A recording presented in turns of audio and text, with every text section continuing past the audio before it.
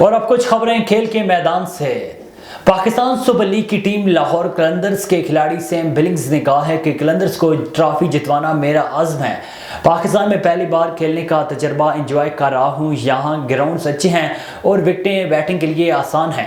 ایک انٹرویو میں same Billings کا کہنا ہے کہ پی ایس ایل سمیت ہر لیگ کی اپنی خوبیاں ہیں، یہاں کافی بولرز اچھی رفتار سے گیند کرواتے ہیں جو دیگر جگہوں پر عام نہیں۔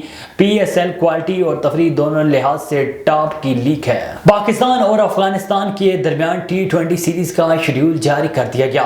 افغانستان کرکٹ بورڈ کے مطابق 3 میچز کی سیریز کا پہلا میچ 25، دوسرا 27 اور تیسرا 29 مارچ کو کھیلا جائے گا۔ تینوں T20 میچز شارجہ میں کھیلے جائیں گے۔ Pak Afghan team T20 series کے لیے پاکستانی ٹیم کا اعلان اگلے ہفتے متوقع ہے۔ پاکستانی اسکواڈ میں اعظم خان، احسان اللہ، عماد وسیم اور اسامہ میر کا انتخاب کیا جا سکتا ہے۔ ذرائع کے مطابق سیریز کے لیے قومی ٹیم کا تربیتی کیمپ نہیں لگایا جائے گا۔ بابر اعظم کی کپتانی میں ٹیم 22 مارچ کی شب شارجہ روانہ ہوگی۔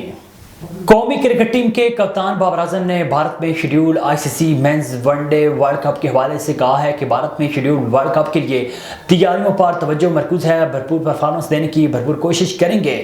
بابر اعظم نے کہا ہے کہ ٹورنامنٹ میں اس کے لیے مجھے اور رضوان کو رنز بنانے ہوں گے، تاہم میں اور رضوان ہر میچ میں رنز نہیں بنا سکتے، اس لیے میں چاہتا ہوں کہ تمام کھلاڑی اپنی ذمہ داری کو سمجھیں اور محض 2 پلیئرز کی کارکردگی پر انحصار نہ کریں۔ انہوں نے کہا ہے کہ کھیل کے دوران تنقید ہوتی رہتی ہے کیونکہ یہ ممکن نہیں کہ ہر کوئی آپ کے حق میں بولے۔ میں ہمیشہ مثبت سوچتا ہوں، اس لیے میرا اعتماد بڑھتا ہے۔